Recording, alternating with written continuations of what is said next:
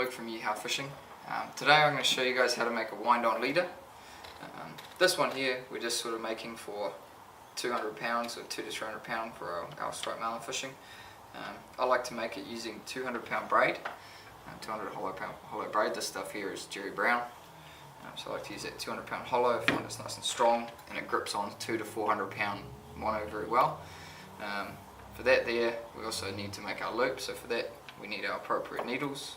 These ones are from YEEHAA, using a loop needle, small loop needle, and also a 150 pound pipe needle. Now I'm going to be using 220 pound Variobas leader. Now that might be heavier than the pipe needle, but I'll show you in the instruction on why we use the smaller needle. So from there we need the needles, sharper scissors, lighter, and our mono, and some braid. Just some sort of 50 to 80 pound braid. Alright, let's get started. Alright, now I'm going to show you how we put together a wind-on. To start the wind-on, basically what we want to do is we have our 200 pound hollow braid. Now I don't like to have too long a braid section, like when you've threaded the mono inside the braid, it binds so fast that you don't actually need a massive amount of this. So do you know I cut off, when I'm making a whole bunch of them I usually cut off 80 centimeters. So basically I just like to make about, I'll just start with this one here, with about 80 centimeters. Cut that off. So now we have our piece of Dacron. Get that out of the way for now. From there, what we want to do is first of all we need to create our loop. Now there's lots of different ways of making the loop, and there's lots of different ways of making a wind-on leader. This is just the way that I like to do them and how we use them in the shop. This way here has been good for me, and we've landed hundreds of fish on it, and we've never had any troubles with it. Seems to be very strong, and we do it in anything from sort of about 200 pound all the way up to 500 pound, and it seems to work fine. For this one here, like I said, we're using a 200 pound braid, so it's nice and thin, but it's not too thin that it will cut through your double or anything on your mono line. And we'll be sort of fishing this on anything from sort of 15 all the way up to 37 kilo line. Alright, to start with, you want to pick how big your loop wants to be. Now some people do a very small loop. I like to keep a sort of quite a good sized loop because it makes it a bit easier for when you're doing a cat's paw onto your double. So what I like to do is I'll sort of pick the size of the loop you want. I've still got plenty of tag in for my mono to go into. From there I'll come up. I want to have a small tag end of about 1.5 inches. Okay, and so I'll sort of jump into the main line, or we'll call that the main and this the tag line. I'll sort of jump in there and just take the tag end through. Okay. From there I've sort of got where I want, about 1.5 inches, 2 inches. And what we're actually going to do is we're going to then go through the tag end with the needle. Okay, so you're going to sort of, however long you want your tag to be, you sort of start there. And this will lock the loop in place. It'll lock the size of the loop so the loop can't change size while you're fighting the fish. And so pull the main line through the tag end all the way down, and you'll see when it comes down that'll lock in place. Okay, and then basically we're going to alternate this about 10 times. So we're just going to, same thing, now go through the main line, put the tag end through the main line. Oh, this part here, because the tag end's quite short, it does make it a little bit tricky sometimes. Pull it tight. Don't pull super tight, but just give it a little snug up so they're all very, very neat next to each other. And this is sort of plaiting the two lines. Now go through the tag end. Pull that through. So you're pulling the main line through the tag end again. Pull that out. Okay, and then we're going to go. Now when we're doing this, to keep this plait nice and tight, like you'll see that they're all nice and neat, very close to each other. To do that, I'm sort of putting the needle in as close as I can to the rest of the plaits, trying to keep it all nice and neat. It doesn't seem to matter if they're spread apart, or like the neater it is, doesn't seem to matter how strong it is. But when you do have that big fish on the line, it is nice knowing that your wind-on is as good as you could make it, you know. but it doesn't seem to matter on the strings too much. Then put the main line back through the tag end. So you just, you lost my needle. You're just going to continue doing this. I usually do it about 10 times or something. It's doesn't seem to be super specific on how many times you do it, but a good amount.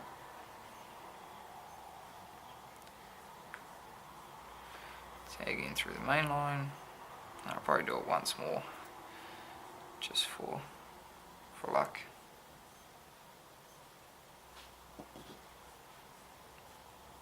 Same thing, main line through the tag in.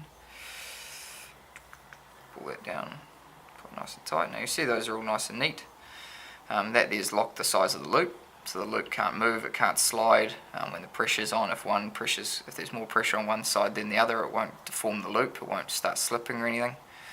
And then what we do from here is we're actually going to slide this tag end inside the main line, and that there will lock it off and finish the loop. So what we do is same thing, you just jump back into the main line, right at the base.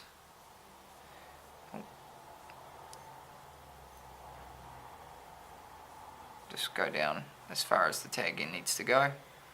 Pop the needle out, put the tag end, and just enough to then. Now this part here, to get it to go inside the main line, just sort of work it slowly inside, because you don't want to damage this main line section.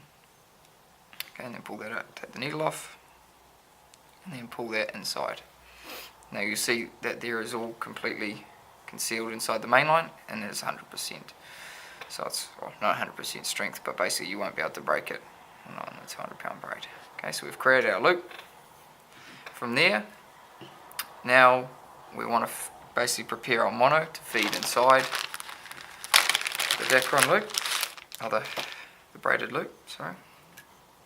Now this here, I'm going to be using 220 pound Reverse Tournament Game Leader. This stuff's very nice and supple, and it's quite thin for its breaking strain, but I really like it for Windons because it's so nice and supple. It sort of holds around the spool nicely, and it doesn't always want to jump off, and it's quite thin, so it's nice as a Windon. It's also good as a bite leader, but very, very good as a Windon. Now what I like to do is, for this end part, when we're putting it inside the Dacron, I like to use a smaller needle than what the main line is. So for this here, I'm using a 150 pound needle and using 220 pound leader. So to make that fit, as you'll see, that won't fit, the leader won't fit inside the needle. But the nice thing about using the smaller needle is it'll fit easier inside the braid, which will help open it up, which will allow the mono to go in. So the needle doesn't have to be the same size. Generally, like if I make a 400 pound Windon and I'm using this 200 pound braid, I'll use a 200 pound needle. And then a 300 pound I'll use the 150 pound, same thing, 220 pound I'll use a 150 pound needle. To get the mono ready, what I do is I get a nice little sharp razor blade, and I sort of just come in at a 45 and cut a nice long piece on my mono. Okay, and so now I've taken, at a 45, taken a long piece off, and basically I'm just going to trim that to make it nice and streamlined to fit inside the needle. Okay, so depending on the mono, you might need to do a bit more work or anything like that, but that there, for me, will fit inside that needle. And basically I'm going to snug it in so it doesn't want to pop off too easy. From there, I like to get my Dacron, my braid. You can use Dacron as well. You can use most materials, but I find the 200 pound braid is quite good for this because it's not too thick, but it is very strong. From there, once I've got it on the needle, because this mono is not inside this needle, I just basically give it a little bit of heat. Now I've got my mono inside my needle. I have my braided line, my loop on the end. From here, I like to usually come up about an inch. So I won't usually come in right at the end. I'll usually come in about maybe not an inch, maybe just a couple of centimetre or two. And I'll actually start from there. And instead of coming in this bottom here, you'll find that it'll start fraying out. Where if you come in here, just the finishing part is a lot neater at the end. Same thing, not so much a strength, it's more so just the finishing. Okay, and so we're just working this needle up inside. You'll see it's going in really simply because it's a 150 pound needle going into 200 pound braid. It goes in really nicely. and you'll see that when it goes onto the mono, it's actually opened it up enough that it will slide onto the mono very easily. And you can find that you can get up to 400 pound mono into 200 pound braid, and you can get quite large monos into the smaller braids. Okay, so we'll just keep working that in, just nice and slowly, not to pop the mono off the end of the needle.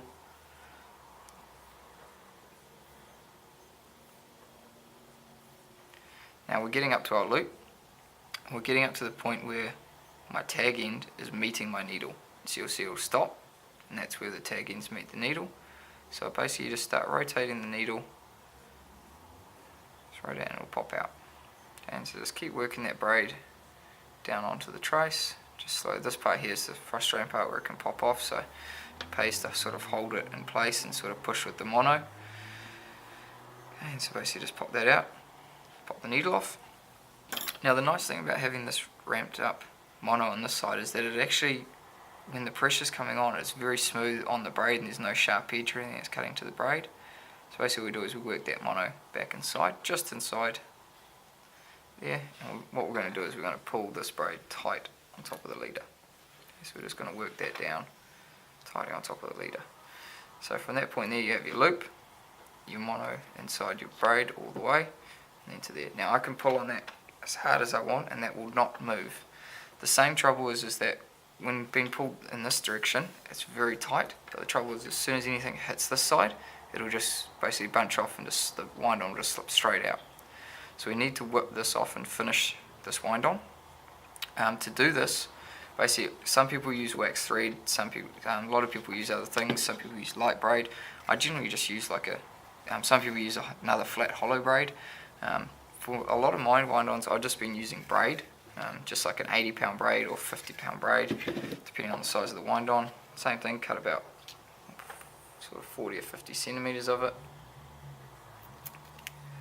I just have a piece of braid, and basically all we're going to do is we're just going to half hitch, start at the top and just half hitch all the way down to the mono. Now I find the braid is really tough, going in and out of the guides all the time. It doesn't wear like wax thread. It's a really strong material, and I find the wind-ons last a heap longer by using the braid. This tag end for me is a little bit long, so I'm just going to trim that down as well. Might need to get some new scissors. Just tidy that up. Okay, so all we're going to do is to start with, just bring that. Usually all I do is I just lay the tag end down there, and I just do a half hitch over the tag end, the braid and the trace.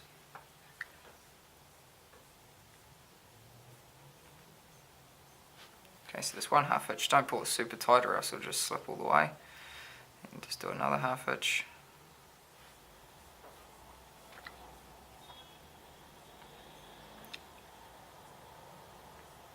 Pull that one tight, and now any half hitches you do from now, you want to pull them super tight. You want to pull them as tight as you can.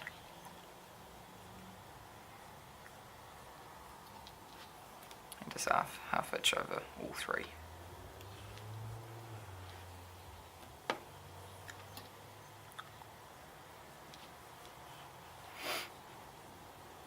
This is probably the longest part of the whole process,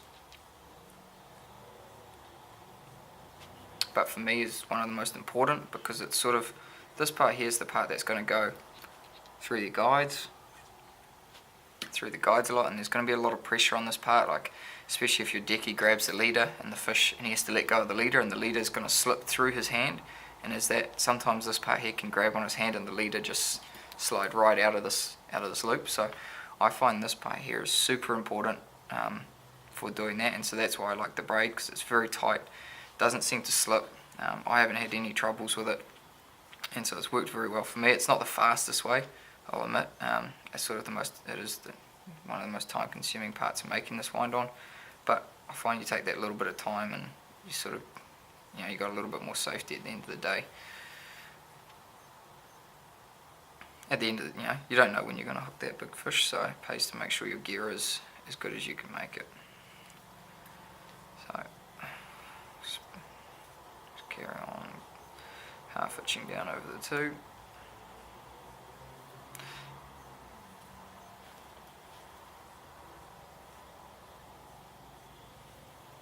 you are wanting to make sure, you do want to make sure you're getting over all three of them and you're pulling it very tight.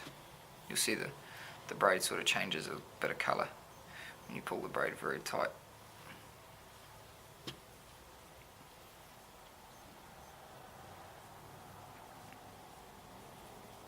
Now some people get quite fanatical about it, and they'll, you know, for a 200-pound Windon they'll use black, you know, they'll do a black whipping.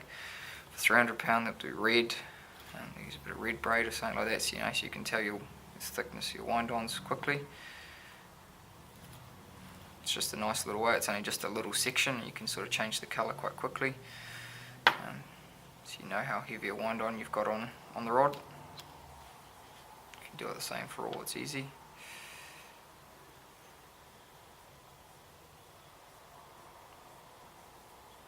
Going down to the end here is going to get a little bit trickier. Just keeping it all neat. Like I said, this is quite an important part of the finishing, so it pays to take a little bit of time to do this. There are quicker ways, but this is just the way that I like to do it.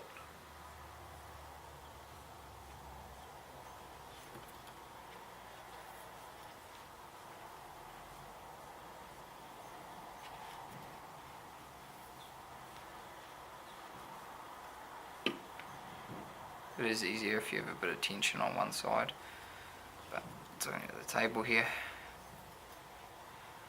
is a little bit harder.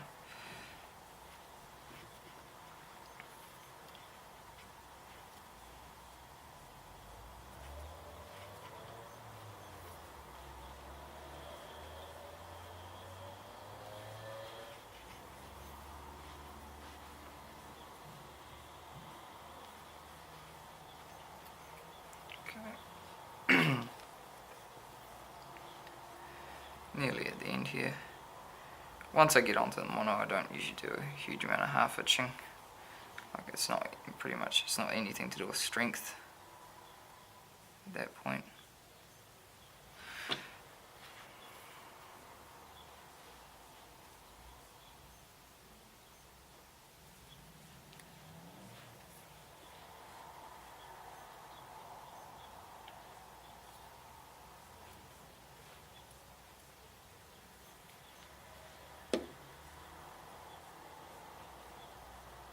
These last couple of ones, because you're getting down to the tag end part, just make sure they all sit nicely. You know, you're trying to tuck those tag ends underneath.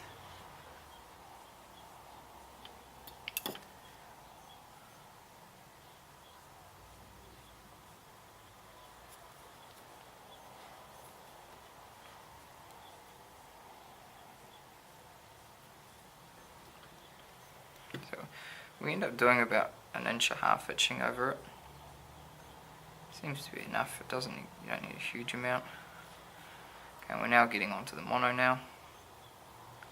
So now on the mono, so I generally do about 4 or 5 on the mono. So there, just half hitching on the mono.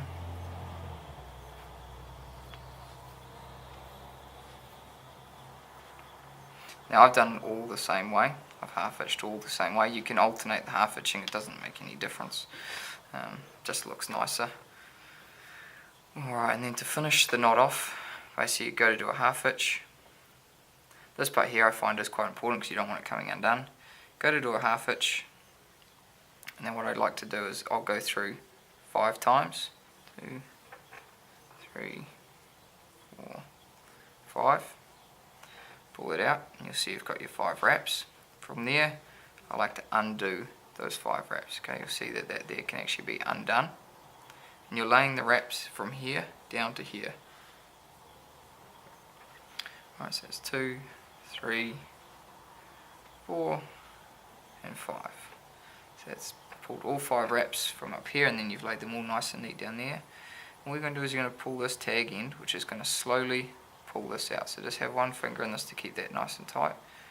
Just sort of pull that down nice and slow, so it's nice and neat. And you'll see that comes out nice and neat. And then pull that. You want to pull that one very tight. Okay, and you want to give it a real good snug up. And then I like to cut that tagging, not too close, a bit of tagging, because I use a lighter to melt that bulb, and you actually want to melt it pretty close right up. You want to make quite a big bulb so it can't come undone. And just wet that and cool that down. Now it's created quite a big bulb there. What happens is that'll stop that half itching from coming undone, so that there will be very, very tough. It will not slip, especially like if it goes through a glove of a wireman or somebody holds on to it, it touches the boat, it won't slip. Some people need to glue them, but because it's all half hitched, I find you don't need any glue. You can basically fish it straight away. The only thing I recommend to do is basically get the wind on, put the loop around something very solid, and give it a very, very good pull, and let that mono really, really bite into that braid. And that there is your complete